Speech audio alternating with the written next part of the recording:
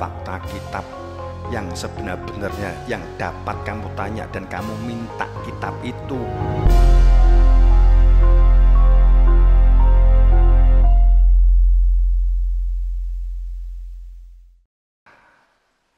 Pripun carane zikir?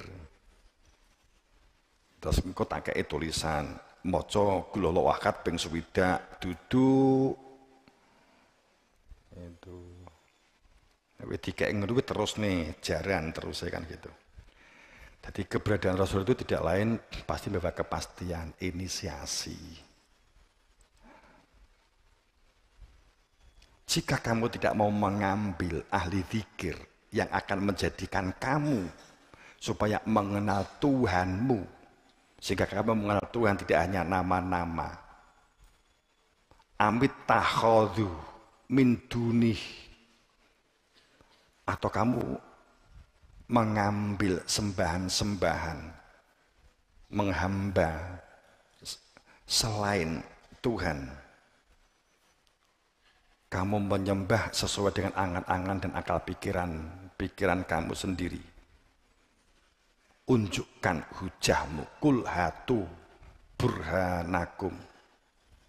Tunjukkan hujahmu, hujah zikir, hujah musyahidan bersaksi, hujah nadhiron, bagaimana cara pulang, hujah mubasiron, mana hakikat.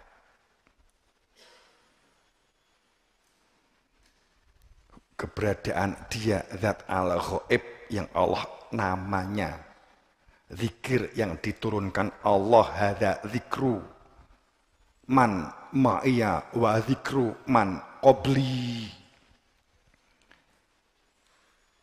Keberadaan dia zat al-ghaib yang Allah namanya, zikir yang diturunkan Allah ditunjukkan melalui utusannya. Inilah hadza zikru, inilah zikirnya bagi orang-orang yang bersamaku dan zikirnya bagi orang-orang yang sebelumku.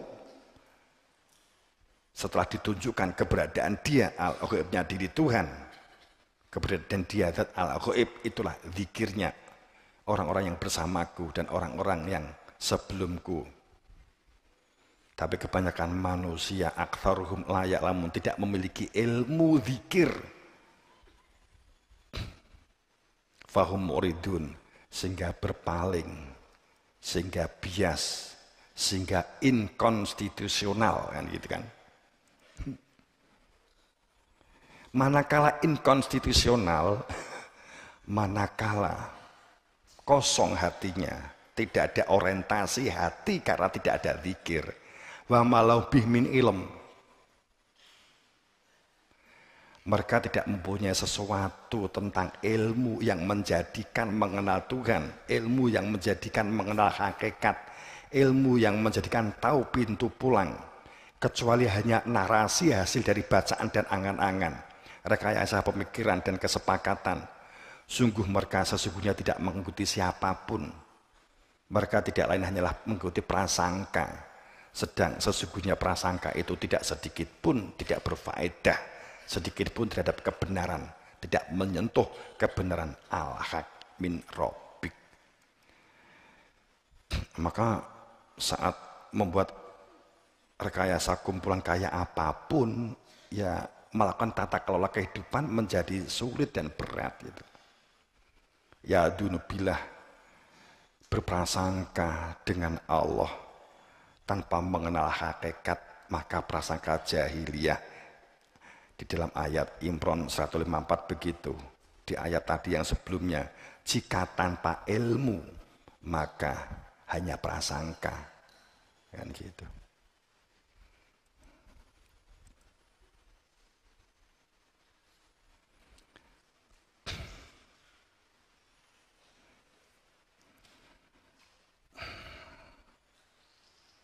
Ya, ini kan sudah saya kita loncati saja.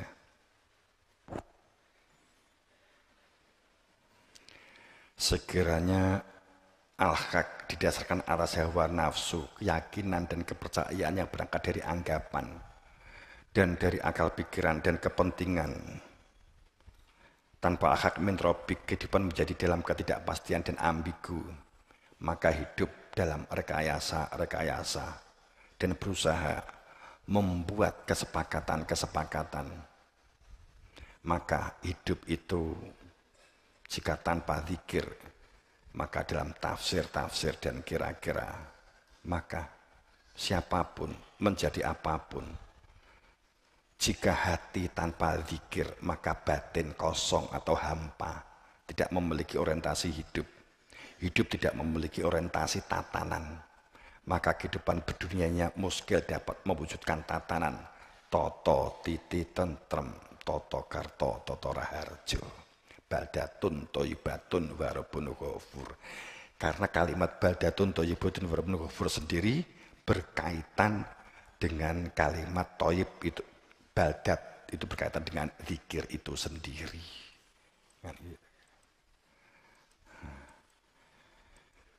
Ini ayat-ayat perihal zikir yang kita akan sampaikan di lain waktu.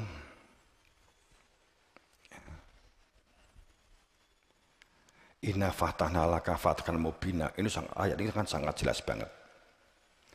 Sungguhnya kami bukakan untuk kamu. Dibuka gitu loh. Pintu itu dibuka. Dodone dibuka. Laka fathamu dibuka dengan nyoto, dengan sebenar-benarnya. Dibuka Nabi Muhammad, Nabi Isa, Nabi Musa, Nabi Daud, Nabi Ibrahim, Nabi Nuh, sampai Nabi Adam. Dibuka rasa hati, dibuka dadanya, kemudian rasa hati nurani itu ditunjukkan huda, dinil hak, ditunjukkan hakikat. Ini loh, diinisiasi ilahi nuhi la ilaha illahua. Ini loh huwa, ini loh dia yang punya nama Allah. Maka laka fatham mubina.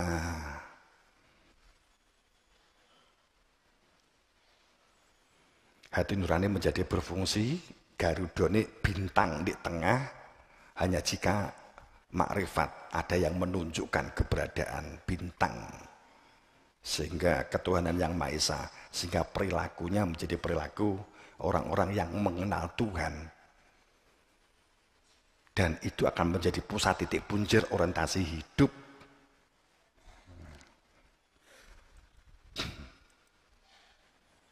Ini bukan otak-atik gatok-matok, ini rumusan kejaman bahula. Kok jadi ideologi Indonesia, itu ada ceritanya. Yang memberikan konsep kepada tim BPUPKI atau tim dengan Pak Karno. Tapi kita buka kalau mereka sudah membutuhkan untuk dibuka. Nek mereka nggak jeli dibuka, ngapain dibuka? Saat di dalam hati telah ditunjukkan adanya butiran iman, mengenali keberadaan Tuhannya, mengenali jati diri fitrah manusianya, oleh yang hak, oleh yang menang, oleh yang sah.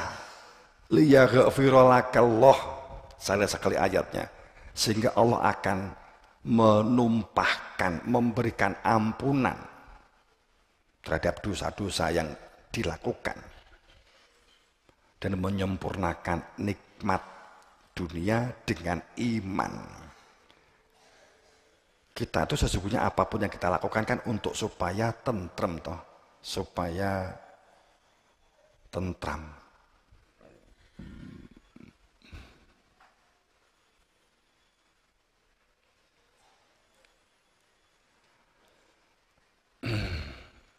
Dan supaya Allah menolong. Ini artinya hanya dengan ilmu yang menjadikan hati itu, hanya dengan ilmu yang menjadikan ada butiran iman di dalam dada, sehingga disebut taat kepada Allah dan taat kepada Rasulnya. Hanya jika sejaman dengan Rasul itu, kan begitu kan? Hanya jika sejaman dengan Rasul itu, maka ditunjukkan tentang apa itu Tuhan. Bukan definisinya, ini yang punya nama Allah. Maka berada di dalam ampunan jika telah mengenal Tuhan dan mengenal utusan. Kalau enggak ada, ya berarti kita enggak berada di dalam ampunan. Logikanya begitu loh ayat ini. Astagfirullah tapi nggak kenal karena Nabi Muhammad, ya nggak di dalam ampunan gitu loh. Ayatnya menunjuk pada kamu harus hadap-hadapan.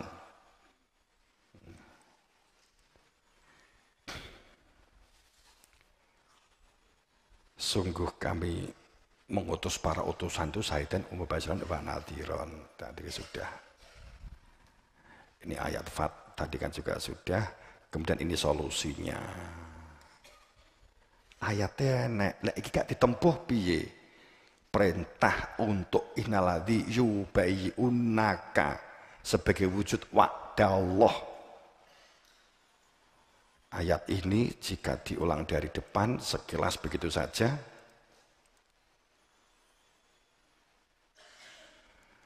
Bahwa setiap utusan para rasul itu pasti supaya manusia bersaksi, supaya manusia itu mengenal hakikat, supaya manusia itu terbimbing tahu tujuan hidup dengan pasti, tidak dalam keraguan.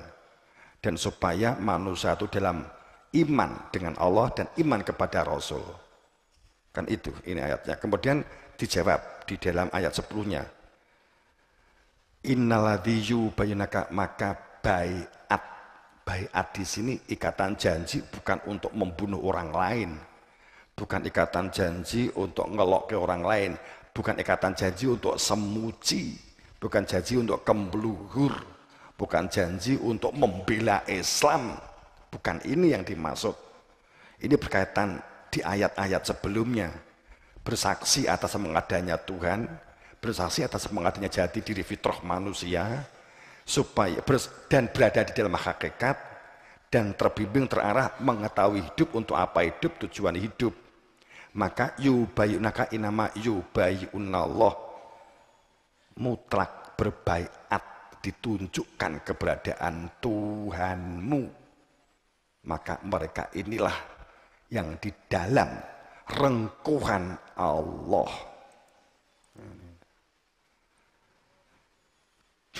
Nah, ulama pewaris Nabi itu bagaimana? Gitu. Maka ini ayat ini saya tutup dengan begini. Ini akan saya cangking begitu ya. Walau taqawwala alaina ba'dul aqawil. Seandainya siapapun, seharusnya gitu ya. Seandainya siapapun, saya, mereka, dan siapapun, dan apalagi para utusan dan siapa saja, ini saat ini waktu jika memang ja'alah wazaqal batil, mengadakan sebagian perkataan atas nama kami, yang disampaikan di atas namakan, atas nama kami, padahal tidak ada SK, tidak ada hujah, yang telah ribuan tahun al-haq min rabbik selalu diselisihi, dikejar-kejar, dibantai, diolok-olok, dibunuh, tidak pernah muncul ke permukaan, sebab sekali muncul langsung diolok-olok terus begitu, gak ada habis-habisnya sampai detik ini. Telah ribuan tahun akak selalu diselesai, disalahpahami, diabaikan, ditolak, diolok-olok, difitnah, dan tidak sedikit yang dibunuh. Itu ayat-ayat yang akan kita lanjutkan pada season-season selanjutnya. Ini saat, ini waktu, sangat ini titiwanci, siapapun berbicara dengan mengatakan ini adalah semisal wahyu. Seperti yang diterima para rasul dan nabi dengan mengatasnamakan, ini adalah kebenaran dari Allah. Padahal sama sekali bukan dari Allah. Atau bukan dari yang beraksa dan wenang. Padahal hanya dari bacaan, dari katanya. Demikian pula kepada mereka siapapun, dia sebagai apapun, dia dan beragama apapun dia yang menyamarkan dan menutup serta menghalang-halangi kebenaran Tuhan. Demikian pula kepada mereka siapa saja yang lalim,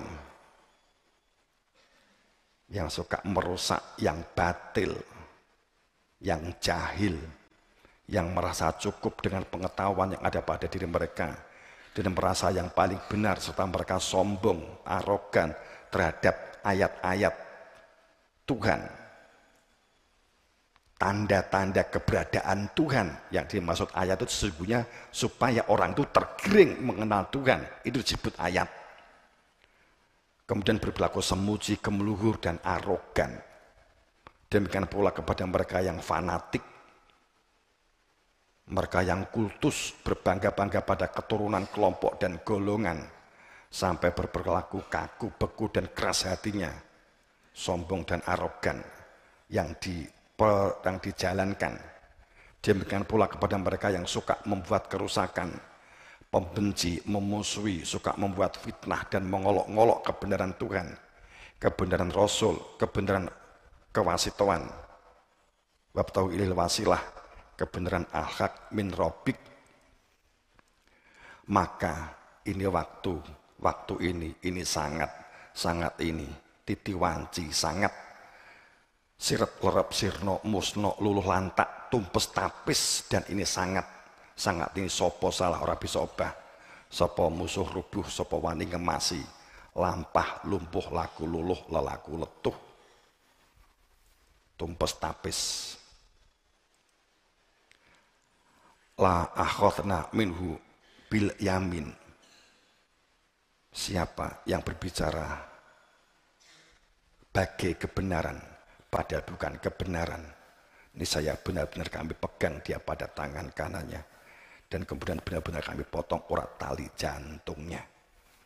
Maka kami akan hujani dengan dukhon, dengan kalut, dengan kabut, siapapun dia, saya, dia, mereka.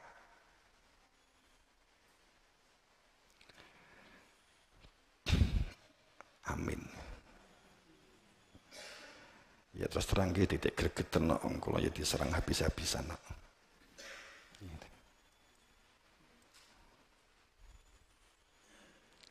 Ini kan fakta-faktanya. Ayatnya kan begini. Apakah setiap datang kepadamu seorang Rasul membawa sesuatu, ilmu dzikir, ilmu hakikat, ilmu yang menunjukkan alimul ghaibi, yang tidak sesuai dengan angan-anganmu, lalu kamu menyombong, maka beberapa orang di antara mereka kamu dustakan, dan beberapa yang lain kamu bunuh. Jamaah rahimakumullah. Tapi ini titik saat jalak wa zakal batil.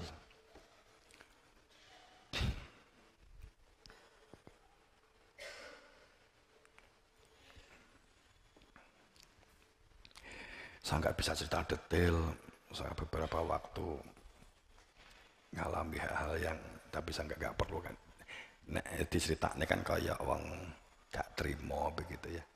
Ya semua kan jadi lakon. Tapi alhamdulillah ini sudah normal, sudah sehat. Semoga dalam ridha Allah, semoga kita semuanya dalam lindungannya, dalam ampunannya. Sebenarnya ayat-ayat kebenaran sudah sangat-sangat jelas ya. Berkaitan dengan keberagamaan sama, berkaitan dengan kenegaraan sebenarnya juga sama. Artinya bahwa kita tidak alasan untuk membenci bagi mereka yang tidak bisa menerima penjelasan, nggak ada alasan gitu. Ya kita berharap kita hanya menyampaikan, bukan untuk membuat permusuhan. Karena kita memang tidak memusuhi. Kita tetap cinta. Ada kehidupan yang kalau kowe ki njaluk kehidupanmu hanya kehidupan yang gelas, hanya wadah, ya kita turuti kehidupan yang wadah, begitu kan. Kalau kamu nggak butuh air, ya nggak masalah, itu kan begitu kan. Semoga dalam ridha Allah, semoga dalam maghfirahnya kita bangun bebarengan kebersamaan dan kekeluargaan ya, ilik-ilikan musyawarohan, pinter ngalah. Semoga mendapatkan bere-beran kasal pangestu guru wasitoh. Dan apa yang di pembukaan awal banget tadi itu pada sekitar cerita tentang beliau Pak Jokowi, bahwa krisis global moneter krisis keuangan, reses keuangan, ekonomi. Solusinya mandiri dan berdaulat. Hanya itu solusinya. Maka miliki jiwa itu. Karena di dalam kehidupan beragama ini sudah hilang. Padahal itu perintah di dalam Al-Quran dan di dalam kitab-kitab tegas banget. Bahkan dengan bagawat, jenengan bisa buka di Kewantrin mulai bab 4, sangat jelas. Faktanya kowe iki duwe jasad, nggunen obah untuk mencari dunia, supaya kamu nanti tidak keduniaan. Kira begitu. Solusinya adalah kemandirian, mengembangkan potensi. Jangan abaikan potensi yang sangat memungkinkan untuk dapat kita lakukan dan kamu kembangkan. Assalamualaikum warahmatullahi wabarakatuh.